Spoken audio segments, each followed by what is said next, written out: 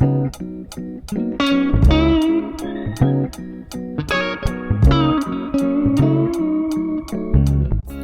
Virgo, and welcome to your July 2024 horoscope. July has a lot going on, and not in the sense that there are very big transits, but more in the sense that there are just a lot of transits. I think there are only a handful of days where there isn't some type of conversation between the planets. Because of that, I'm going to focus today only on the most essential transits, only on the ones that are going to be the most impactful, the ones that are going to be the most difficult to ignore. However, of course, if you have any other days that I'm not mentioning in this horoscope, that you're feeling some type of way, that you have a lot happening, that you're feeling quite intense on, please do honor that.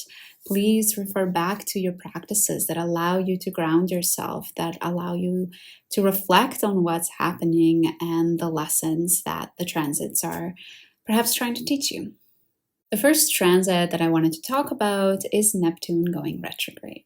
This is happening on July 2nd in your 7th house. Neptune will be retrograde until December, and Neptune has been in your 7th house since 2011. So Neptune has been really getting you in touch with your dreamy ideals that you have when it comes to relationships and connection.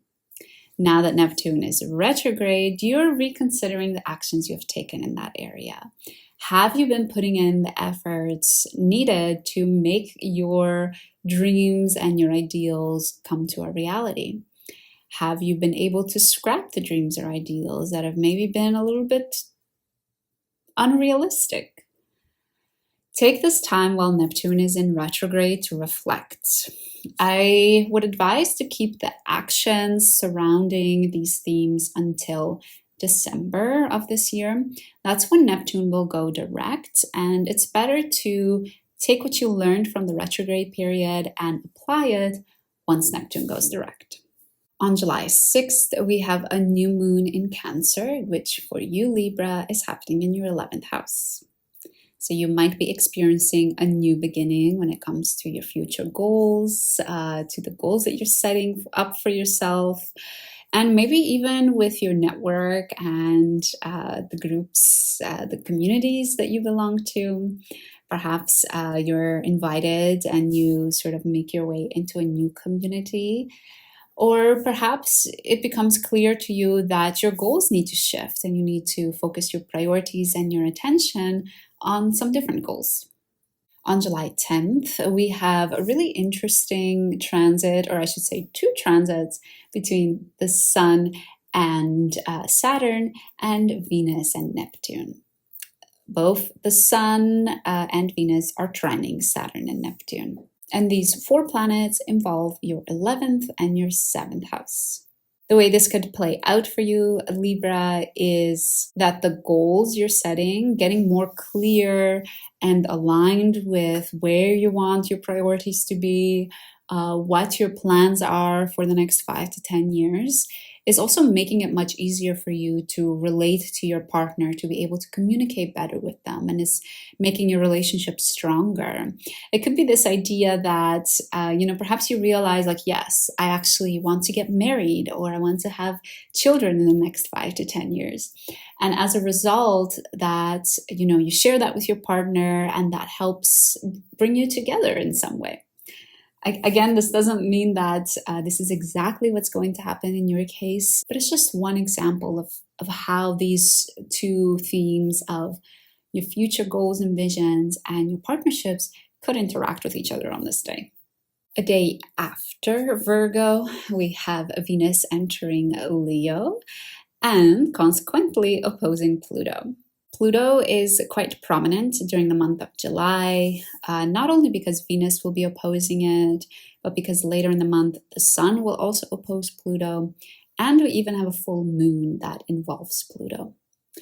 Specifically for you, Virgo, because this is highlighting your 6th and 12th axis, the Plutonian story is all about being service of others and finding your meaning and purpose by helping others with your own skills. And the oppositions mean tension. So there might be a part of you that feels really grounded in this very practical idea of you being of service to others. And there's another part of you that wants to maybe let go and to zoom out and to remove yourself a little bit from the world, to allow yourself to escape, whichever ways you do that, right? Whether by watching your favorite TV show, or by eating a yummy food, or by traveling. So there is that pull between showing up, serving others, versus removing yourself and escaping. One of the most prominent or strong feeling days in July will be on July 14th, because this is when Mars will conjunct Uranus. And for you, Virgo, this conjunction is happening in your 9th house of beliefs and travel and education. You might be standing up for your beliefs on this day. Whether that's a certain political party that you believe in, or a certain lifestyle, or maybe your specific opinion on the housing crisis or the economy. And you might be feeling very much like asserting yourself during this time, because you have a really unique opinion. You have a really unique standpoint that maybe hasn't been considered before, hasn't been spoken about before. And as a result, you decide to be courageous, and you decide to be loud and to express it. Because Mars and Uranus together can get quite a bit tense. Do please keep an open mind during this time as well, that sometimes people kind of have different experiences and different understandings and different viewpoints as well. On July 20th, Mars enters Gemini, which for you, Virgo, is your 10th house. Mars entering Gemini might feel quite a bit scattered. So you might feel like you are wanting to try 10,000 different things when it comes to your career. Maybe you pick up extra jobs or extra responsibilities at your workplace. And that's all amazing. I love that. Go for it. Just be careful with the Mars and Gemini energy not to stretch yourself thin and to become really scattered. So perhaps it could be a good idea just to pick a couple, maybe pick 3 or 4 of the things that you want to do with your career, and then focus on those. The day after, on July 21st, we have a full moon in Capricorn. And this is the full moon I was referring to earlier when I shared about the Plutonian-inspired full moon. So the reason we have the Plutonian influence during this full moon is because Mars is trining Pluto, and also because the full moon in Capricorn is just like 1 or 2 degrees away from Pluto in Aquarius. A full moon represents a revelation or a new piece of information being shared with us. A certain awareness that comes to us because, of course, the sun is shining the light upon the moon. This new piece of information, I do think, has to do with the last 20-year transit of Pluto in Capricorn. And the reason I think this is because the full moon is happening at literally the final degree of Capricorn, 29 degrees. And also because Pluto is making its way back to that degree. So I do feel like there will be something about the Pluto in Capricorn transit that is, in an essence, coming back to us, that needs to be reconsidered. And I don't think this new piece of information or consideration is necessarily negative or necessarily difficult. This is because we have both Venus, Jupiter, and Neptune involved in this full moon. And because those planets are involved, I do have a feeling that the revelation and the information is going to be one that feels more like the missing puzzle piece that makes it all make sense. The missing puzzle piece that helps us understand the grand scheme of what Pluto in Capricorn was trying to teach us. That makes it all make sense, makes us realize how this transit has shaped us into exactly the person we're supposed to be. And for you, Virgo, Pluto was in Capricorn in your 5th house.